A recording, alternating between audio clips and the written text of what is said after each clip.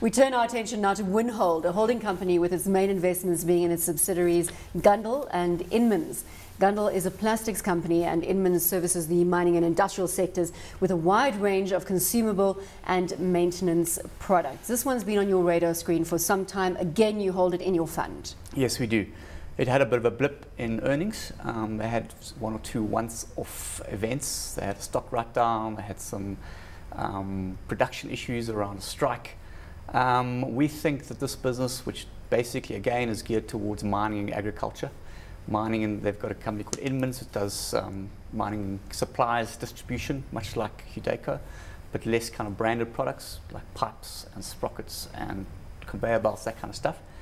And then the main core of the business is Gundle Plastics, which does polyethylene and polypropylene bags for the agricultural, specialty plastics, wrapping, dam linings, that kind of stuff. Just stopping in terms of the strategy there, plastics, how do they translate to this now environmentally aware environment? Plastics almost equate to a negative, or am I completely wrong?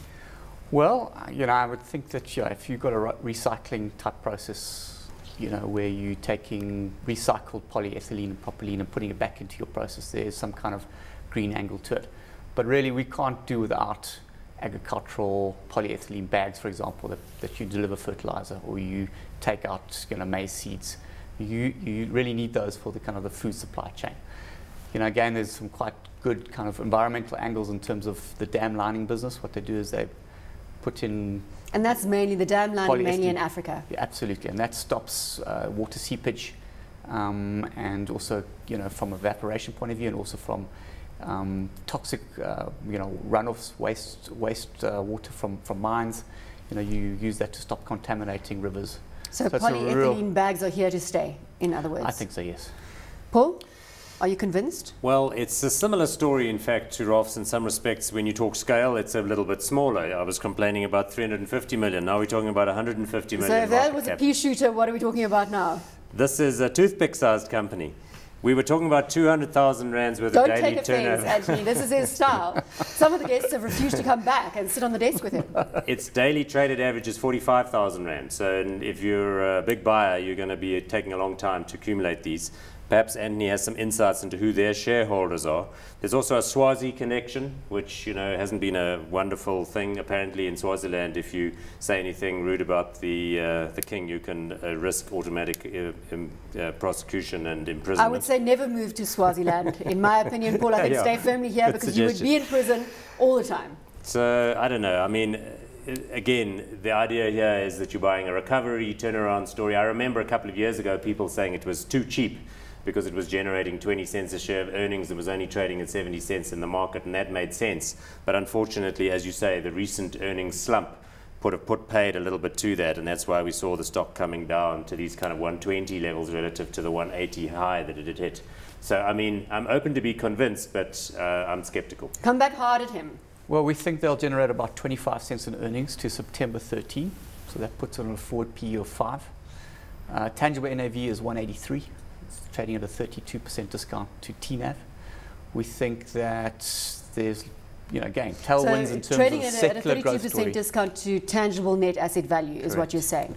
I mean, by all valuation metrics, that sounds very enticing. I've heard it all before. I mean, there are many companies which trade at a discount in that way, and certainly industrial companies, at least there is an NAV, so I suppose that's a net positive. But I don't know. Again, I'd be looking for a company. If you want a 10-bagger, you've got to have someone who's going to be the AECI or the Sasol of the future. And to do that, they've got to have something really special, and they've got to be able to grow through good times and bad. Do they have something really special? I think they're a niche player. I think that the investment returns are, again, they will adequately compensate you for the risk of being in a small cap company. I don't think this is going to be a 10-bagger, in the short term. I think that you're really playing this on a recovery, normalization, earnings story. I think there's a good margin of safety in terms of the share price at now 124. Again, substantial discount to its TNAV, with some good secular growth tailwinds behind it. You wanted to jump in. Shareholders? The main shareholders is the Nash family. They control it, and then management are the second biggest shareholder. We're the third You biggest say, shareholder. as though I should know who the Nash family are. So Who are the between Nash them, family? what would their stake be? It's over 50%. Okay, so I mean Are that they an constitutes a big impressive block. family? No, well I don't know necessarily anything about them, but it just means that there's someone who's not selling. So that explains inter alia the relatively low trade turnover. And as long as they're there and keen to keep shooting, then that's fine. But I can't wait for us to move on to the rest of the stocks on the show, which are all big ones. You're being impatient. We are dealing with a toothpick right now, in your own words. All right, Anthony, please stay with us and please come back onto the desk. You're putting a convincing argument together, hot or not, for Winhold. Hot. Hot. Burning hot. Disqualified, not hot.